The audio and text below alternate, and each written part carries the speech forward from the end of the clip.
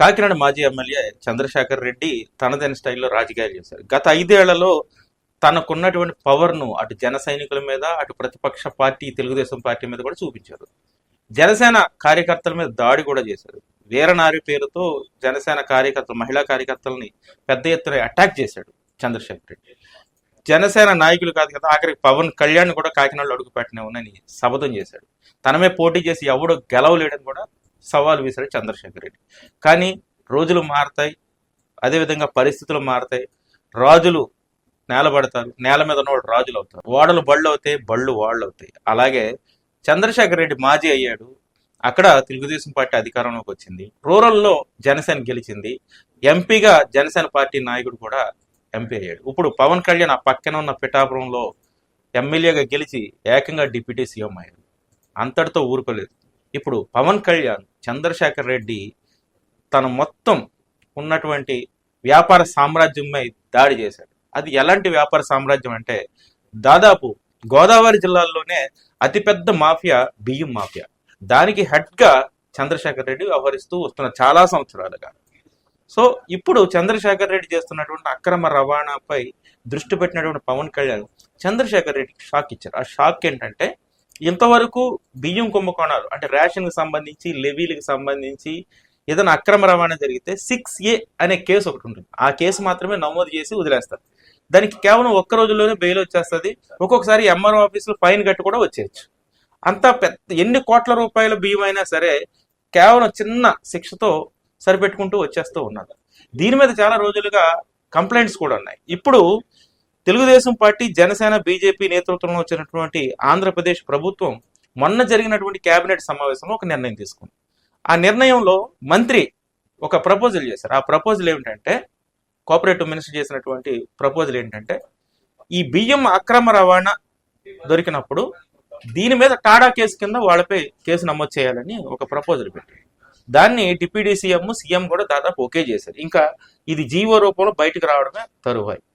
ఇది అవకాశంగా చేసుకున్నటువంటి పవన్ కళ్యాణ్ నిన్న జరిగినటువంటి సోదాల్లో దీనిపై టాడా చట్టం కింద కేసు నమోదు చేస్తాము, ఆ మేరకు ప్రభుత్వం వెసులుబాటు కల్పిస్తుంది, చట్టంలో మార్పులు చేస్తుందని చెప్పేసరికి ఒక్కసారిగా వైఎస్ఆర్ కాంగ్రెస్ పార్టీలో ఉన్నటువంటి చంద్రశేఖర్ రెడ్డి అండ్ టీంకి అండ్ గ్యాంగ్కి చెమటలు పడుతూ ఉన్నాయి.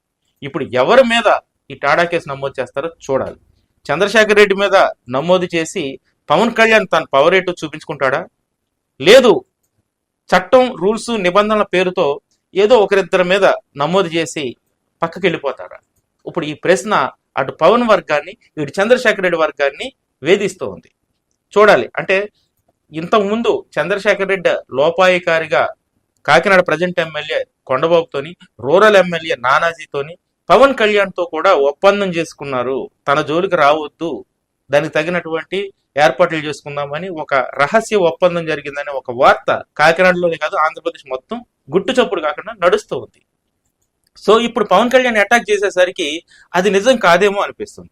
లేదు, ఆ వచ్చినటువంటి ఆరోపణను, లేదంటే ఆ జరిగినటువంటి లోపాయికార ఒప్పందం ప్రజలకు తెలియకుండా ఉండడం కోసం ఈ సోదాలు చేసి, ఈ సోదాల పేరుతో ఆ మచ్చను చెరుపుకునే ఒక ప్రయత్నం చేస్తుందా జనసేన? లేదు, ఖచ్చితంగా ఆ లోపాయికార ఒప్పందం ఏమీ జరగలేదు, ఈ దాడులన్నీ నిజమే, కాబట్టి మేము చట్టపరంగా పోతాము అని పవన్ కళ్యాణ్ చెప్తూ ఉన్నారు. సో ఇవన్నీ చూస్తూ ఉంటే చంద్రశేఖర్ రెడ్డి మీద టాడా కేసు నమోదు చేసినట్లయితే లోపాయికార ఒప్పందం జరగలేదు అనేది నిజం.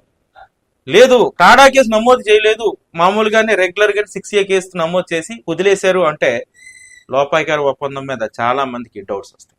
Thank you. విజయవాడ కేంద్రంగా ఆంధ్రప్రదేశ్ లోని ప్రతి పార్లమెంట్ పరిధిలో కాపునాడు ఫౌండేషన్ ఆధ్వర్యంలో విద్యార్థులకు వేరువేరుగా కీర్తిశేషులు మిరియాల వెంకట్రావు స్మారక విద్యాగృహాలు అంటే కాపు విద్యాభవన్ల ఏర్పాటు జరగనుంది. 5వ తరగతిలో ఆర్థిక ఇబ్బందుల వల్ల చదువు ఆపేసిన పేద కాపు కుటుంబంలోని బాలబాలికలను గుర్తించి కాపు విద్యాభవన్లో చేర్పించి వారిని ఉన్నత విద్యావంతులుగా తీర్చిదిద్దే బృహత్ సంకల్పంతో కాపునాడు ఫౌండేషన్ ఈ విద్యా ఉద్యమాన్ని మొదలుపెట్టింది. మన సామాజిక వర్గ భవిష్యత్ తరాల్ని విద్యార్థులుగా తీర్చిదిద్దేందుకు మీరు ఈ ఉద్యమంలో పాలు పంచుకోండి. కాపు విద్యాభవన్ ని సందర్శించి తగిన సూచనలు, సలహాలను తెలియచేయండి. యావత్ కాపు సమాజానికి కాపునాడు ఫౌండేషన్ తరఫున ఇదే మా ఆహ్వానం.